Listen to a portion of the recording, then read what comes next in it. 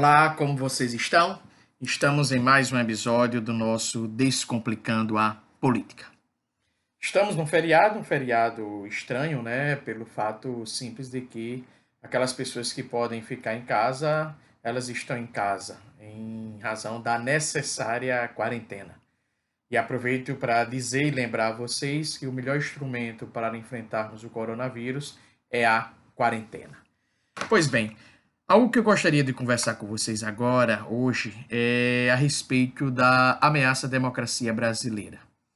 O que eu pergunto a vocês, é o título desse Descomplicando a Política, é se a democracia brasileira ela está ameaçada, ou seja, pode ocorrer na democracia um retrocesso.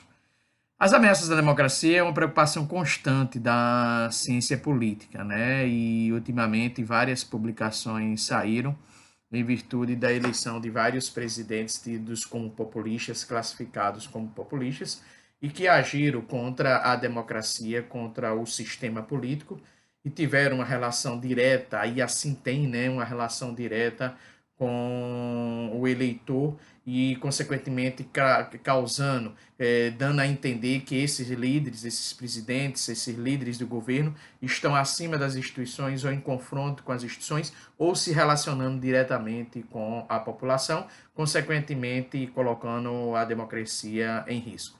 Não só isso também, coloca a democracia em risco pelo fato do próprio comportamento de confronto com as instituições ou dos seus próprios discursos em defesa a determinados tipos de comportamento que não convém, que não respeite as premissas democráticas, que não respeite a liberdade, ou discursos que vão contra a imprensa. Pois bem, vocês acompanharam nesse final de semana que o presidente Bolsonaro ele esteve numa manifestação favorável ao AI-5, neste último domingo, né?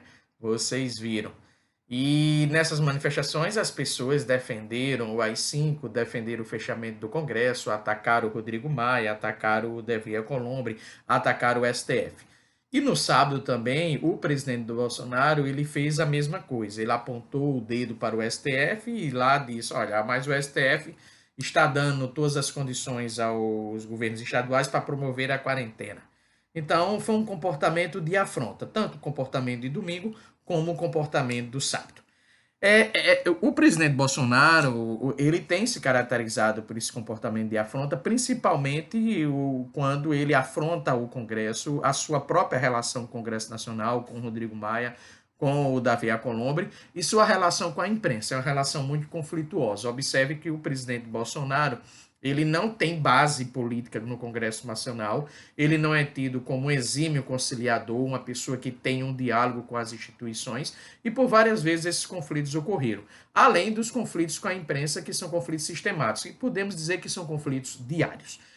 Diante disso, vamos tentar raciocinar um pouco, vamos tentar vislumbrar se o presidente Bolsonaro ameaça ou coloca em risco a democracia brasileira. Simples. Se pudermos acordar e ver tanques nas ruas e ver um golpe militar liderado pelo presidente Bolsonaro. Pois bem, o sistema político brasileiro ele está estressado.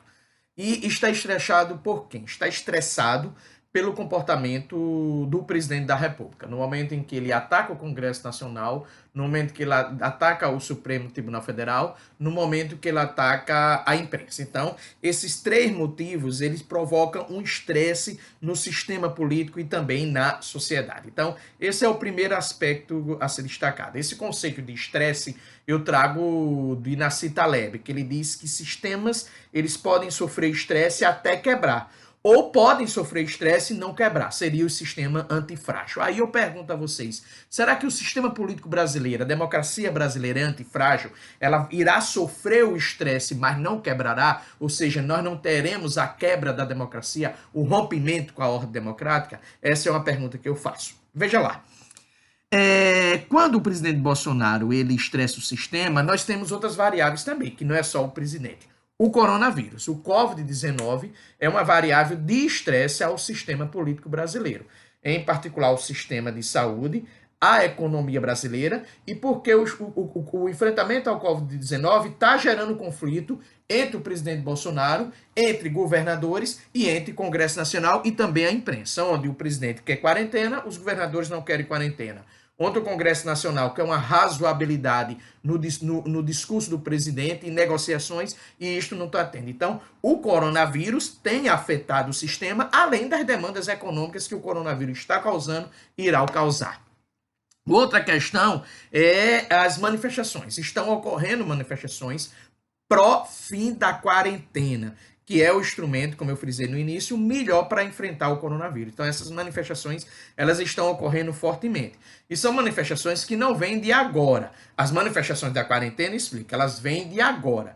Mas as manifestações contra a democracia, elas vêm desde o ano passado, elas vêm desde a era Dilma Rousseff, essas manifestações estão presentes, e elas ganharam força, né, volume, no decorrer da campanha eleitoral do presidente Bolsonaro e também após a eleição do presidente Bolsonaro. E veja que no último domingo nós tivemos essas manifestações de defesa ao AI-5, tivemos manifestações já agora no passado recente de comemoração do golpe militar, no domingo passado foi manifestações na defesa do AI-5 contra Rodrigo Maia, contra o Congresso Nacional, contra o STF. Então, essas manifestações têm também estressado o sistema. Pois bem, então nós temos três variáveis que têm estressado o sistema. Quais são essas três variáveis? O comportamento do presidente da República, o coronavírus, que afeta, que gera crise econômica e gera crise na saúde, e manifestações atreladas ao bolsonarismo, que tem também estressado o sistema. Daí vem uma questão fundamental. E as instituições? Por que eu pergunto às instituições? Porque são as instituições, o Congresso Nacional e o STF, que podem proteger a democracia brasileira. Isso não significa que eu esteja aqui dizendo claramente que o presidente da República tem intenção do golpe. Veja, eu já falei aqui que o presidente, infelizmente, ele aposta numa estratégia errada no enfrentamento da guerra do coronavírus, que é a estratégia do grande caos para justificar a convocação do Exército, a convocação das Forças Armadas. Essa é minha hipótese e eu continuo com essa minha hipótese. E essa estratégia, que ao meu ver é equivocada do presidente, tem gerado também o estresse do sistema da democracia e pode gerar, inclusive, um debate sobre renúncia ou impeachment do presidente e mais manifestações. Mas veja, as instituições têm o papel de proteger a democracia. Então, aí eu volto naquilo que eu falei. Se porventura o presidente Bolsonaro ele estressar o sistema, a sua estratégia que ele considera ótima for a estratégia do caos, as instituições vão ser chamadas ou para agirem contrárias a ele ou para agirem favoravelmente a ele. Então, no caso, um caos, grandes manifestações, rebeliões em presídios, briga de comerciante com polícia, briga da população com polícia porque querem o fim da quarentena. Grande número de mortes por conta do coronavírus, grande número de infectados. Enfim, um cenário de caos. Aí o presidente Bolsonaro disse, eu não disse, sim, fora o elemento econômico. Aí o presidente Bolsonaro disse, eu não disse, vamos chamar as Forças Armadas. Eu já frisei isso. Então, qual seria o papel das instituições? O Congresso Nacional pode apoiar, como pode apoiar, o mesmo ocorrendo com o Supremo Tribunal Federal.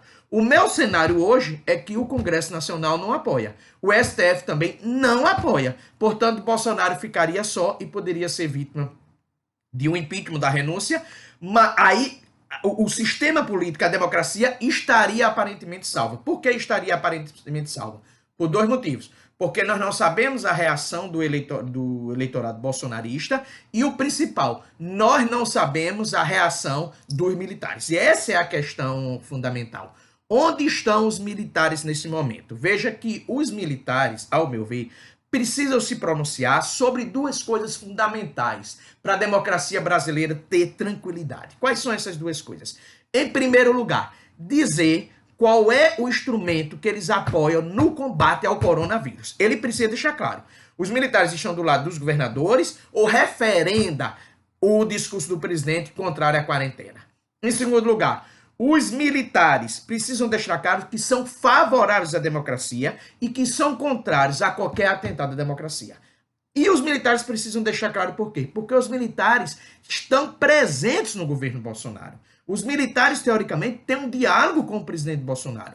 A base do bolsonarismo tem um grande contingente de militares. Então, os militares precisam deixar claro isso para nós termos a certeza de que, diante de um caos social que possa vir a surgir em virtude dessas variáveis que eu acabei de colocar para vocês, qual seria o posicionamento dos militares. Minha aposta, pelo comportamento dos militares que vem da imprensa, eu não apostaria que os militares atentassem contra a democracia brasileira. Minha hipótese. Um bom resto de semana e até a próxima terça-feira. Forte abraço e obrigado.